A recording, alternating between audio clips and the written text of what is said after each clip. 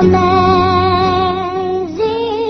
grace, how sweet the sound that saved a wretch like me.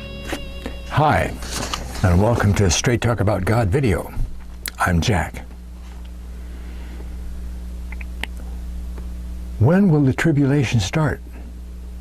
Is the Great Tribulation only 4.5 years away?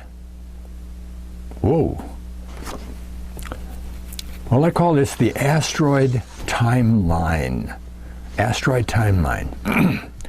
And before I say anything else, I must say, that this is not meant to be set in stone, okay? This is only a hypothetical idea based on certain known facts. And these facts, there's a lot of them. First of all, there's an asteroid called Apophis, A-P-O-P-H-I-S, Apophis. Okay? And astronomers have been watching this asteroid for a long time, many years, and it's now approaching the Earth and will get here on the 29th of March, 2029. 29th of March. I think that's right near Passover. I haven't checked that out yet, but it's in the neighborhood anyway. Okay? And it's also based on many things that we see in the Bible, right? The Bible outlines a bunch of stuff in the end times, you know, in the book of Revelation and Daniel. And just to name a few, the appearance of the Antichrist is at the beginning of the Great Tribulation, right? Daniel's prophecy says that the Antichrist will make peace for 7 years. That's where we get the 7-year tribulation. And in the middle of the 7 years, he'll break that peace pact, you know, start a lot of trouble, wars and stuff, okay? So 7 years is the Great Tribulation of the book of Revelation. And now here's some assumed facts, okay? To make worldwide peace, okay, there must be worldwide conflict, right? Okay? World War III. World War III. Not Armageddon. World War III. Armageddon comes away at the end of the 7 years, okay? Okay, so World War III before the Antichrist can make peace. Okay? Now, Dr. Thomas Horn has written a book called The Wormwood Prophecy. And it's all about the asteroid Apophis. Okay? And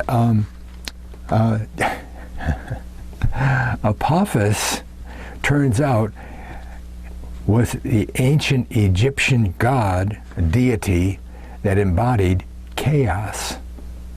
Chaos. I mean, what else can you call the Great Tribulation but chaos? And that chaos, the god chaos, was against the God of truth and order, obviously, right? So I've made up a little timeline based on Horn's book, right? And the timeline does not include a lot of details. It's just a general thing to kind of establish dates, okay? Its main purpose is to show us that we only have 4.5 years until the Great Tribulation starts. See, now mainstream science, like I said, they've been studying this for a long time. Mainstream science says that Apophis won't hit the Earth, it'll pass by the Earth. Okay. This study posits that it will hit the Earth. It's not some small asteroid, okay, you know, or meteorite that burns up in the atmosphere. And let me throw in here the fact that technology does exist. You'll have to do the research on this yourself. Technology does exist to manipulate, to maneuver, to move asteroids. So, and another thing, we must be reminded that if astronomers know that it will hit the Earth, would they tell us? And let the whole Earth panic and the human race destroy itself and our environment? That's not something we only see in movies. No, we can't tell them that because of the panic. You know, small scale, big scale. Right. The upheaval involved would be an extinction level event, right? Around the world, you know, not just in one country. And just to drive home the enormity of the event, if this thing did hit, okay, I'd like to look at one such event that already has occurred on the earth. Oh yeah? Not in my lifetime. The flood. Yeah, the flood, okay? There's a lot going behind the scenes about the flood that we don't even see in the Bible. Nobody talks about. Some of this stuff I've never heard that I put together here. But the evidence shows that it had to be more than just heavy rain for 40 days and 40 nights. First off, the mountain range of Ararat, those mountains over there, 16,000 feet high. That's pretty good, you know, 16,000 feet. The Bible says that the water covered the mountains. And that means the idea of a local flood, that's not right. It's not valid. It also means that rain for 40 days is not going to supply enough water to cover the mountains. Look, if it rained 100 inches a day, 100 inches. You could even say 200 inches. 200 inches a day for 40 days.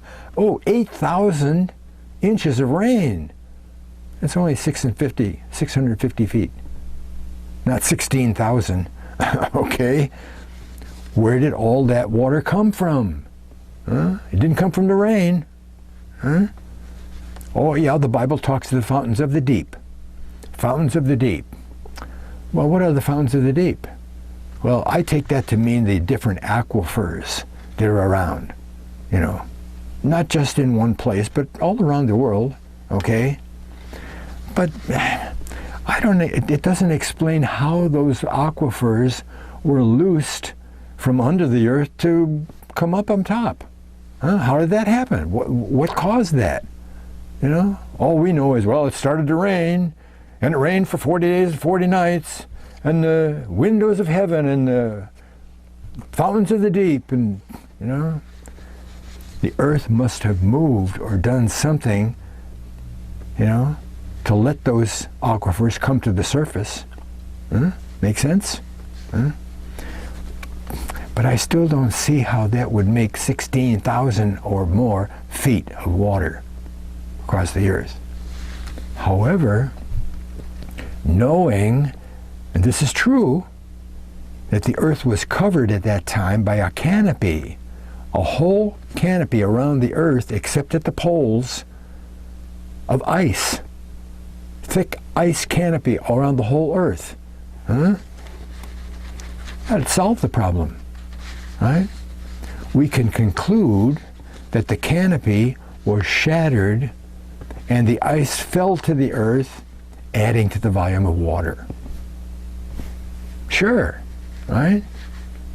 Talks about the windows of heaven. Windows of heaven doesn't mean rain to me, not on a biblical scale, right? And you have to remember that the canopy was put there by God. Why did he do that? Because it made a perfect environment for human beings on the earth. Perfect environment. It was like a big greenhouse. All kinds of stuff in there. I could go for an hour and a half just talking about stuff that, and I've got some other videos that even talk about that. But this ice canopy would have to be thick enough to withstand the smaller meteorites, you know, that might hit it, right? I mean, maybe the ice was 100 miles thick. That's easy, you know, 100 miles thick. And if an asteroid that was 50 miles wide in diameter hit the canopy, put a hole in it, it probably would put a hole in it and begin the destruction of the whole thing. Right? Sure, could. 50 miles wide. Yeah. This would cause the pieces to fall to the earth progressively, huh? Melting on the way down like we see the meteorites when we go out at night and see in the stars. Right? Now here's some very interesting facts that back up this theory. Okay? One, the Bible clearly says that the year is calculated at 360 days. 360 days. That's a multiple of 12. God likes 12s. Okay? But we have 365 days. Well, why is there a difference? Why even talk about 360? Didn't we always have 365? No. We had 360 at one time. Now we don't. Okay. Well, another fact is that the earth wobbles. It doesn't spin straight. You know, it wobbles as it goes around. The line that goes through the poles doesn't go, it goes like that. Take a look online and you'll find the Piri-Reis map of the world. P-I-R-I, Piri-Reis, R-I-E-S, Piri-Reis map. That was made up from older maps.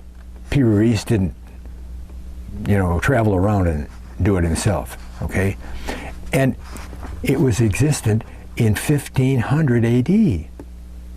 1500. You see, and it must have been available to Columbus and other people. And it shows correct longitude lines. Well, what's the big deal about that? Big deal is that we didn't put longitude together until the last 100 years. Not 500 years ago, 100 years ago. Britain put out a 10,000-pound reward for anybody who could build a clock that was accurate enough to determine the correct longitude. That's what you need. You need a clock to do that, right? This is very necessary when traveling across the ocean. You go straight across the ocean, and you might wind up 500 miles from where you wanted to go, right? Because longitude was necessary, right? But longitude is not the only thing that this map showed. It shows something even more incredible. It shows Antarctica with no ice. Not even a little bit. No ice. What? Wait a minute. How could that? No ice. And later on, when the Navy did soundings to find out what the landmass was like underneath all that ice, miles of ice, it's exactly the same as the Piri-Reis map shows. It isn't one solid piece of earth. There's a split in the middle and stuff. Oh. How did he know that? How is that possible? Right?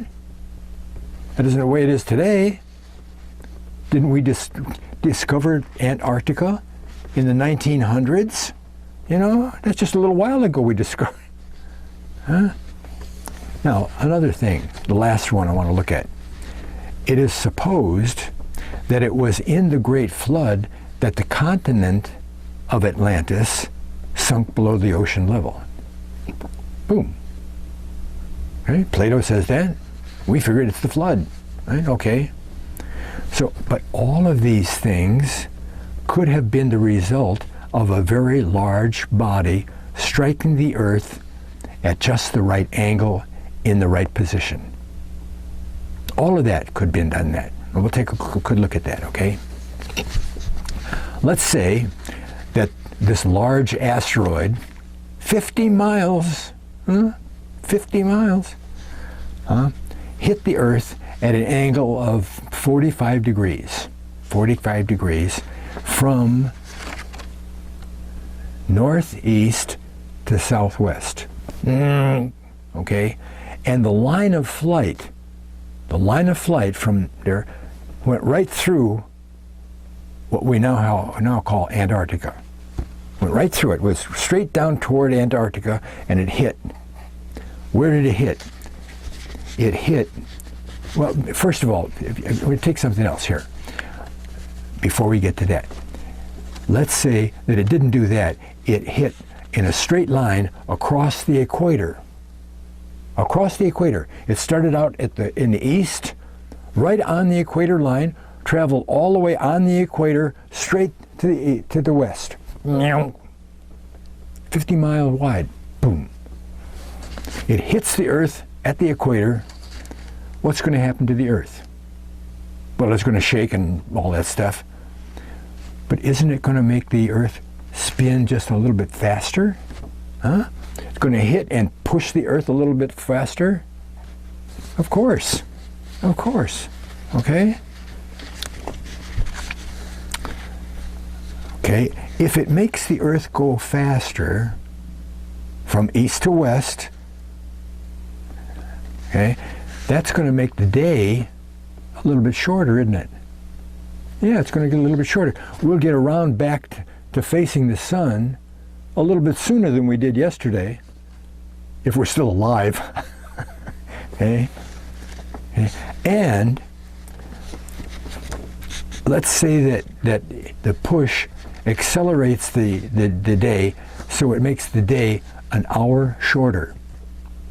An hour shorter. The Earth spins around an hour, 23 hours instead of, okay, so one day is only 23 hours now. Well, by the time the Earth goes all the way around the sun and comes back to the same place at the first time, the beginning, maybe it's now going to take 365 days, because the Earth spun faster as it went around, and each day was a little bit shorter. So now it took 365 spins to get to the same place it used to be 360. You see how much sense that makes? Great. Now let's go back to that angular trajectory. Okay? The asteroid hits the Earth maybe around 100 miles out to the west of Britain. It hits the ocean, boom, okay, facing down toward Antarctica, boom, bit of an angle, downward, angle, Well, the hit's going to cause a little bit of a spin faster, right? It's hitting from east to west and spin a little bit faster, but it's also going to move the Earth and tilt the Earth down, down, and down, and Antarctica is going to move to where the South Pole was, because it wasn't there. It was up in the temperate zone before. Okay. And the South Pole area is just as cold as it is today, right? The air isn't going to move. The Earth is going to move. It might drag a little bit of the air with it, but the pole area is going to stay the same, right? Okay, and then after a while, miles of ice are going to pile up on Antarctica. But to confirm all this, take a look at the opposite side of the globe. Oh, the opposite side. Okay, over at the opposite side of the globe, see, because down here at the temperate zone, on the opposite side of the globe, it's going to move up. Antarctica is going to move down, but the other side is going to move up. And Siberia, who used to be down there in the temperate zone, is going to be now up in the Arctic Circle. And what's going to happen then? See, that's why those mammoths,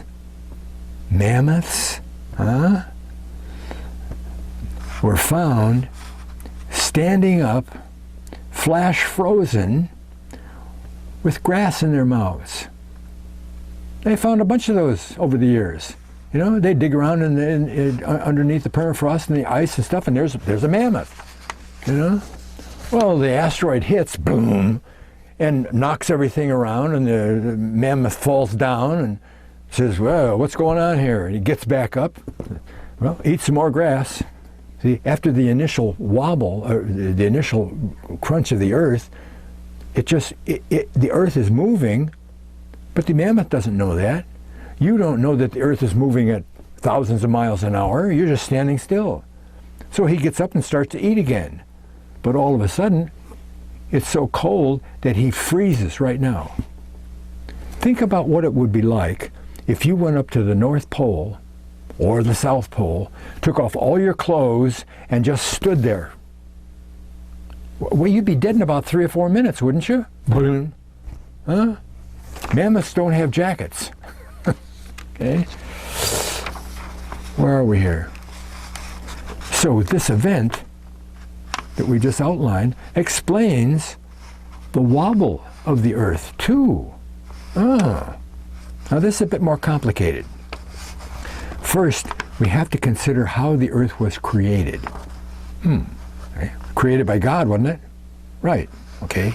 The first earth in Genesis 1:1, not Genesis 1:2, because that's after the earth became a waste and a desolation.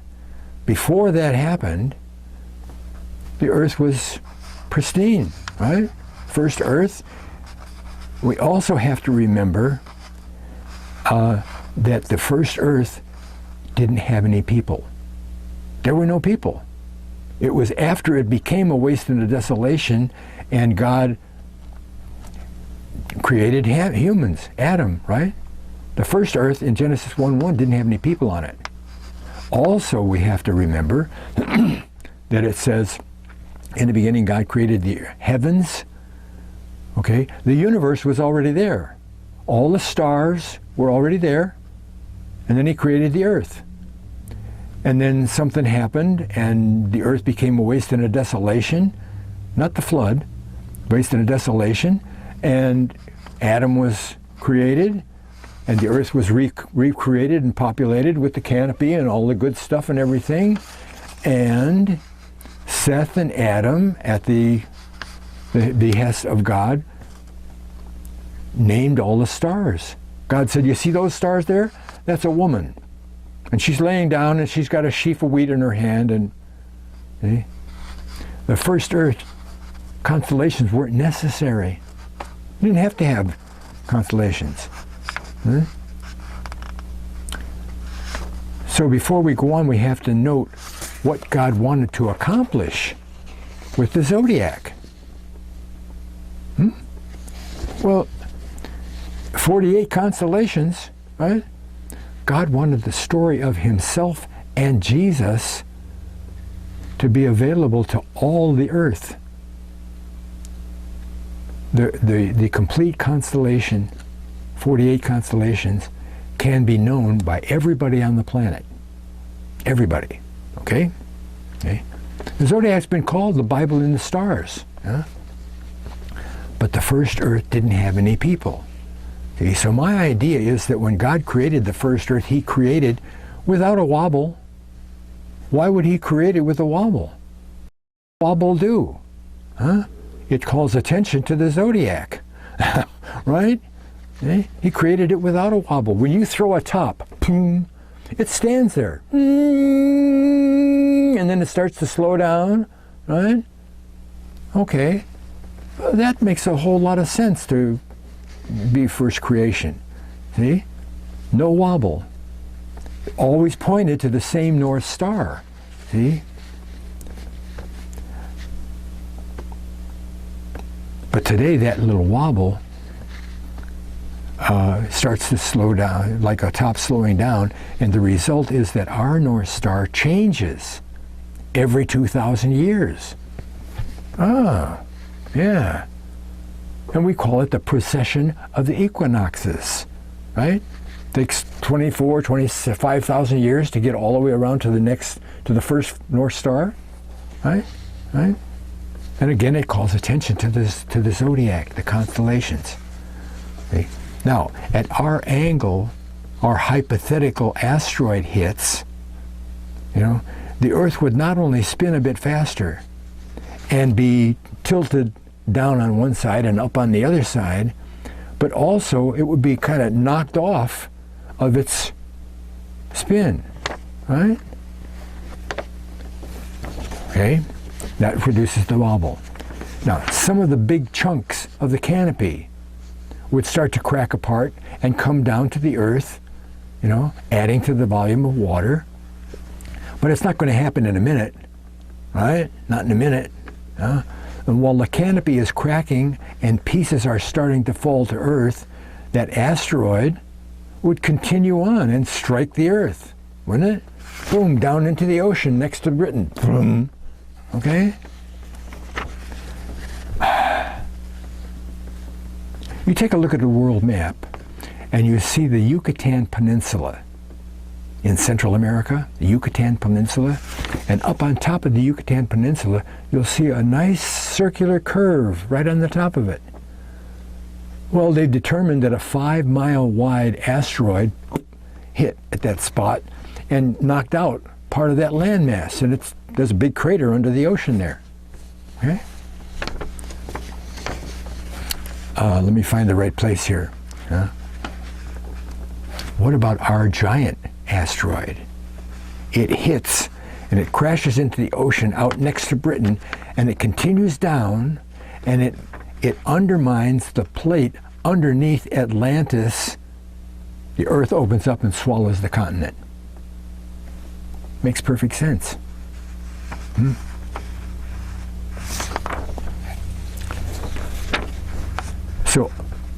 So does all the terrible stuff in Revelation when Apophis hits the earth.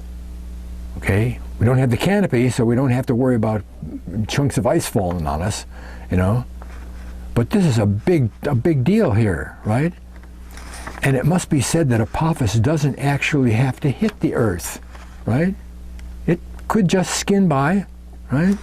If it only grazed by the earth by maybe 100 miles, it would still cause a lot of trouble. Okay?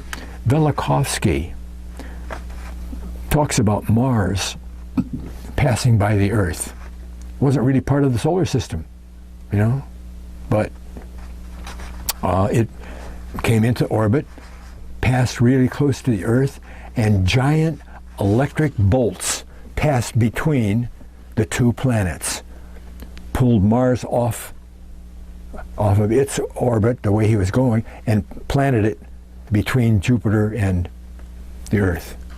Okay? He said he did that twice, right? And ancient cultures are known to include appeasement to Mars in their worship. Watching the heavens to make sure Mars doesn't come back again, because it caused such destruction, right? May even be why Mars is known as the planet of war, right? Mars is war, right? Right. Okay, enough background. The timeline of Apophis. And we're going to have to go backwards from spring of 29, noting all the different things on the way, right? Now, if Apophis is part of what happens in Revelation, right, what does that mean for us today? The sixth seal of Revelation chapter 6 is a great earthquake. Great earthquake. It's not Apophis, a great earthquake. After the 6 seals come the 6 trumpets, and then the 6 vials. But the first 4 trumpets can be seen as a group of results from an asteroid hit, accompanied by more space debris. Now, one of the verses says a mountain, a fiery mountain hitting the earth. A couple verses later it says a star, fire of star. So there's something a little bit different in there, but there's this 4 verses of heavy destruction that come out of the sky, right? At the halfway point. Makes perfect, lines up, doesn't it? Okay? So this means that it would fall in the second half of the 7 years, at the halfway point, right? So moving down the timeline, we have the beginning of the Great Tribulation, right? And remember, Daniel prophesies that the Antichrist makes peace for 7 years, but at the halfway point, he breaks the peace. Okay? So we're already in the Great Tribulation, when Apophis hits. Okay? So the Great Tribulation starts with the Antichrist, 7 years, okay? And he's followed by war and death and famine, right? And it's easy to assume that the first 3.5 years are only events of the 6 seals. They're not the trumpets, you know? The trumpets come afterwards. Okay?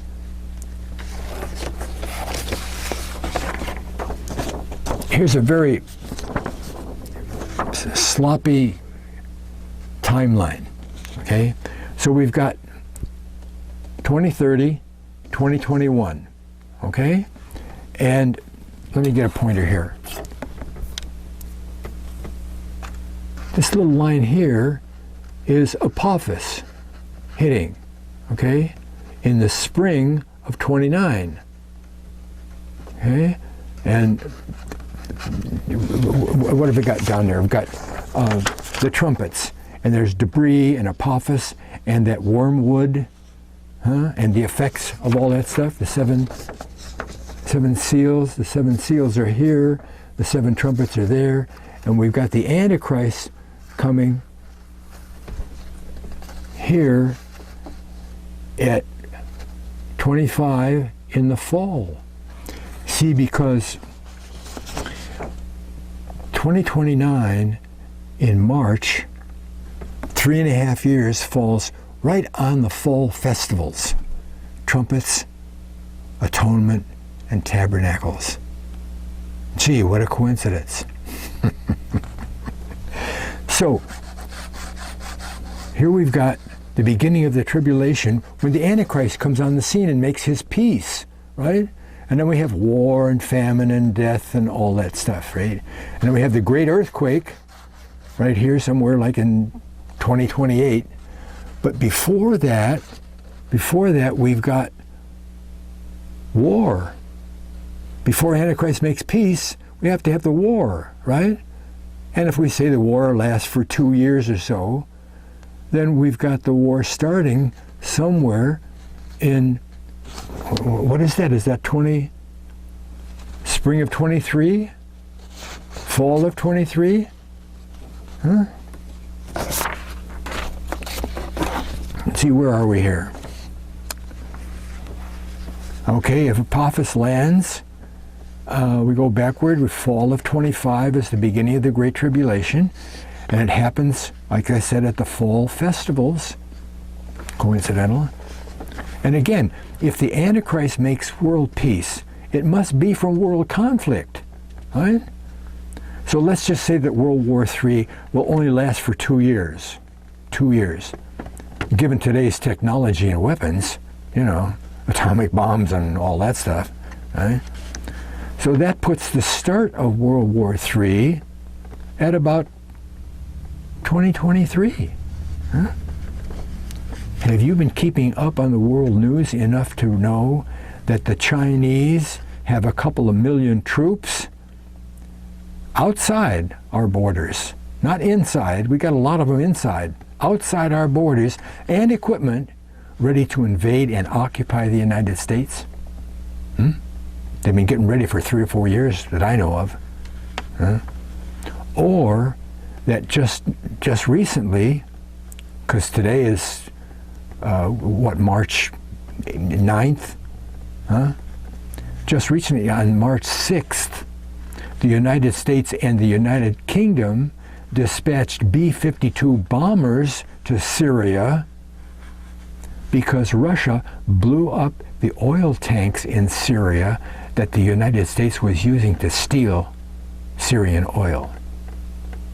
See? And now today we know that they dropped a bunch of bombs and killed a bunch of people, you know, B-52s.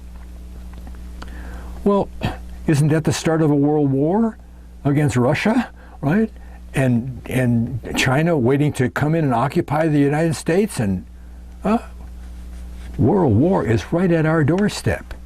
And to say it's going to come in the next 2 years might even be too long a period of time to wait. Right? And again, all of this is only hypothetical. Gee, but the many known facts